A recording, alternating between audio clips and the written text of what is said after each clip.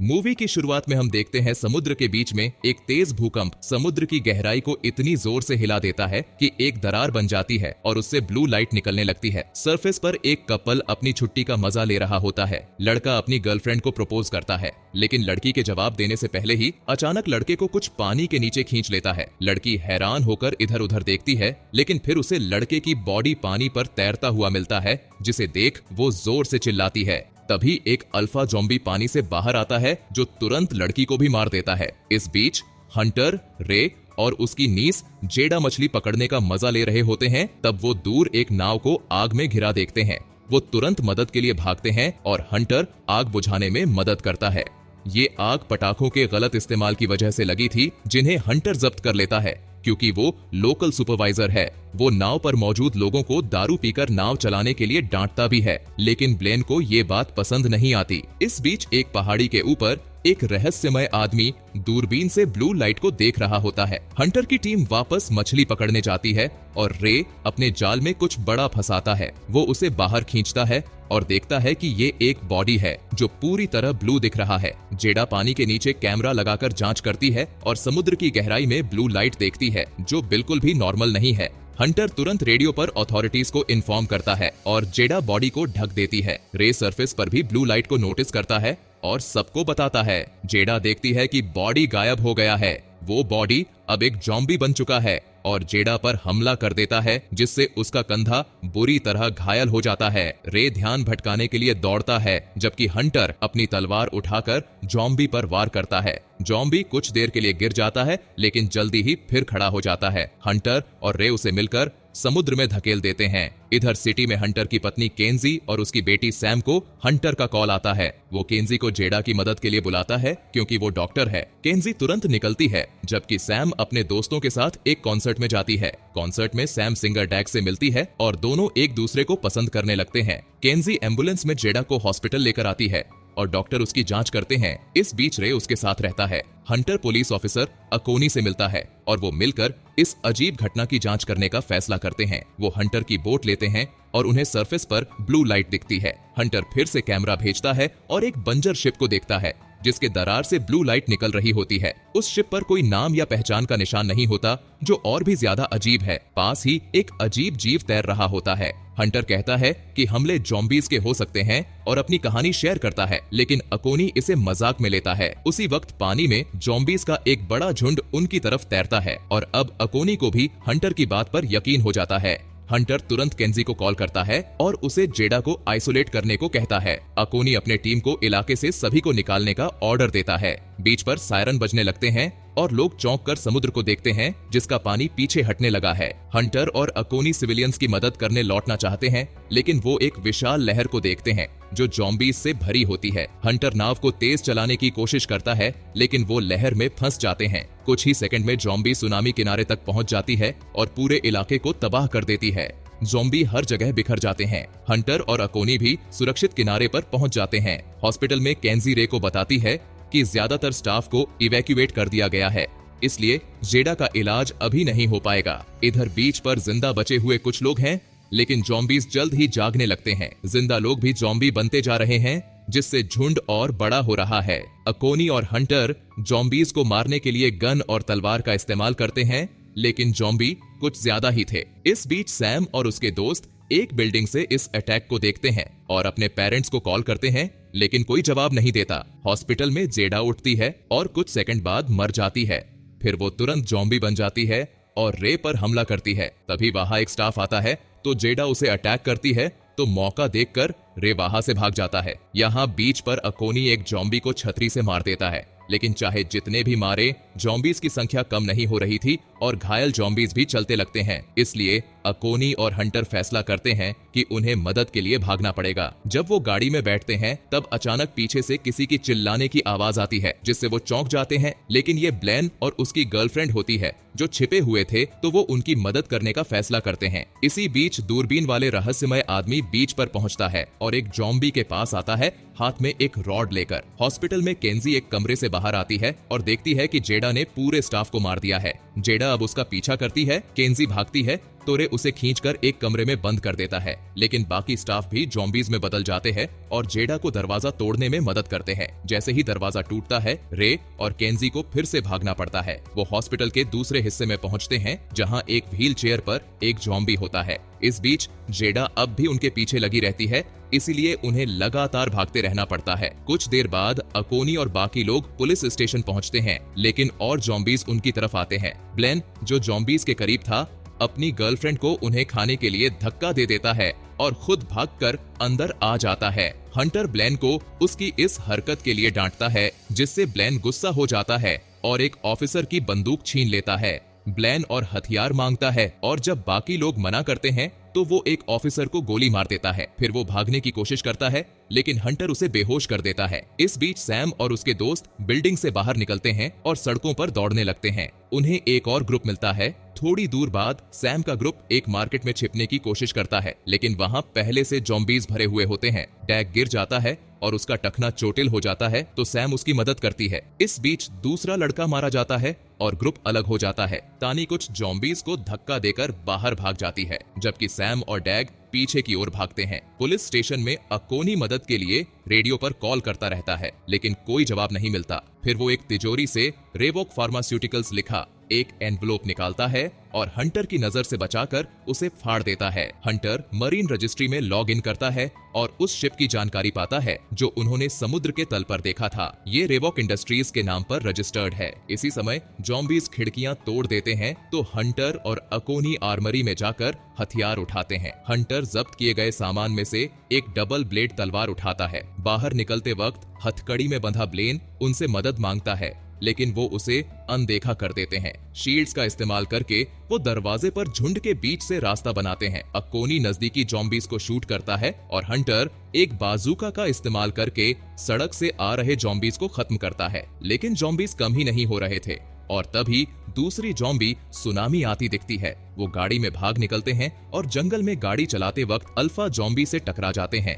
लेकिन वो बिल्कुल ठीक रहता है। इस बीच सैम और डैग पार्किंग में पहुंचते हैं और उसकी वैन पाते हैं, जिसमें उसका एक बैंड का साथी चिल कर रहा होता है। उसने हेडफोन पहने होते हैं और उसे कुछ भी पता नहीं होता कि यहाँ क्या चल रहा है। वो वैन का दरवाजा खोलता है, लेकिन बहादुरी दिखाने की कोशिश में मारा जाता है। सैम और डैग वैन के दरवाजे लॉक कर लेते हैं, लेकिन वैन स्टार्ट नहीं होती। तानी शहर से निकलने में कामयाब हो जाती है।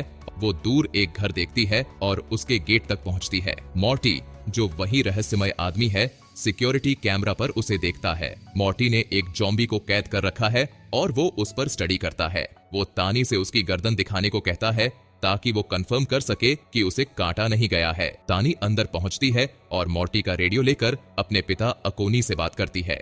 वो उसे बताती है कि वो मॉर्टी के साथ सेफ है और कहती है कि सैम को मार्केट से बचा लें। पुलिस स्टेशन में ब्लेन मरे हुए ऑफिसर की चाबी लेकर खुद को आजाद करता है। बाहर निकलते ही वो अपनी ज़ॉम्बी गर्लफ्रेंड से मिलता है, जो तुरंत उसे काट लेती है। इधर पार्किंग में डैग वैन की खिड़की से बाहर निकलकर छत पर चढ़ जाता है और गाना गाना शुरू करता है ताकि ज़ॉम्बीज़ का ध्यान भटक सके और सैम वहां से भाग सके। इसी वक्त अकोनी और हंटर आते हैं और सैम उनकी ओर भागती है। सैम सेफली निकल जाती है, लेकिन ज़ॉम्बीज़ डैग को मार देते हैं। इसके बाद ग्रुप हॉस्पिटल पहुंचता है। केंजी मैसेजेस का कोई जवाब नहीं दे रही होती, तो सैम भागकर एक फोन लेती है और खुद को एक कमरे में छिपा लेती है।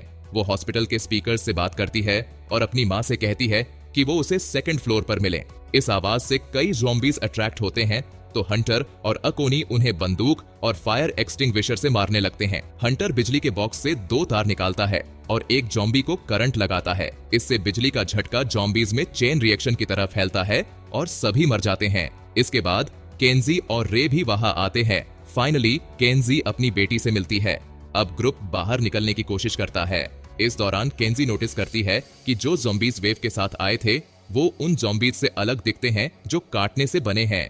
वो समझ जाती है कि इन लोगों पर कोई एक्सपेरिमेंट हुआ है। सभी गाड़ी में बैठकर वहां से भाग जाते हैं। कुछ देर बाद वो मॉर्टी के घर पहुंचते हैं, जहां तानी अपने पापा अकोनी से मिलती है। तानी देखती है कि अकोनी को चोट लगी है और मॉर्टी घबरा जाता है, लेकिन अकोनी उन्हें भरोसा दिलाता है कि ये सिर्फ खरोंच है और उसे काटा नहीं गया है। तानी सोचती है कि यहाँ 2 सुनामी आकर गया है, लेकिन अब तक कोई मदद नहीं आया, इसका मतलब कुछ तो गड़बड़ है। उसी वक्त कैद किया हुआ ज़ॉम्बी अपनी जंजीरों से आजाद हो जाता है। अकोनी आवाज सुनता है और नीचे जाता है। वो देखता है कि एक्सपेरिमेंट वाला कमरा खाली है। तभी ज़ॉम्बी उस पर कूद पड़ता है और उसे काट लेता है। अकोनी दर्द से चिल्लाता है, जिससे बाकी लोग सतर्क हो जाते हैं। ज़ॉम्बी ऊपर की ओर जाता है और केंजी उससे भिड़ती है, लेकिन मॉर्टी उसे तुरंत टेजर से मार देता है। रे अकोनी को ऊपर ले आता है और तानी उसकी चोट का ध्यान रखती है। हंटर टेजर को ब्लेड से जोड़ता है। ग्रुप मॉर्टी को ज़ॉम्बी छिपाने के लिए डांटता है, तो मॉर्टी बताता है कि वो ज़ॉम्बीज की कमजोरी समझने के लिए उन पर एक्सपेरिमेंट कर रहा था। वो बताता है कि इन ज़ॉम्बीज में एक तरह का फास्फोरस लिक्विड भरा हुआ है।